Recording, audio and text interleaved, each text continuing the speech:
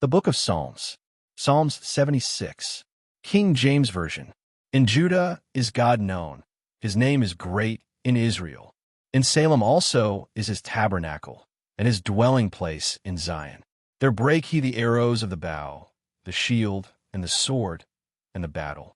Selah, thou art more glorious and excellent than the mountains of prey. The stout-hearted are spoiled, they have slept their sleep, and none of the men of might have found their hands. At thy rebuke, O God of Jacob, both the chariot and horse are cast into a dead sleep. Thou, even thou, art to be feared, and who may stand in thy sight when once thou art angry? Thou didst cause judgment to be heard from heaven. The earth feared and was still, when God arose to judgment, to save all the meek of the earth. Selah, surely the wrath of man shall praise thee. The remainder of wrath shalt thou restrain. Vow, and pay unto the Lord your God.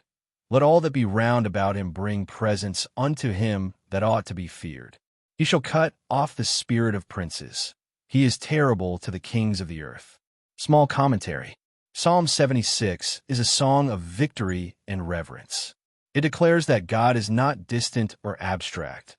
In Judah is God known. His power is not theoretical. It is demonstrated in history.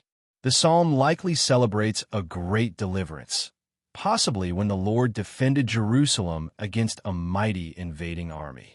Notice the contrast. Human strength, bows, shields, chariots, princes, is broken and silenced. The stout-hearted are spoiled. The mighty warriors have slept their sleep, meaning they have fallen into death or helplessness. Meanwhile, God speaks once in rebuke, and even war machines fall into a dead sleep. One of the most powerful lines is this: surely the wrath of man shall praise thee. The remainder of wrath shalt thou restrain. Even human anger, rebellion, and violence cannot overthrow God's sovereign purposes.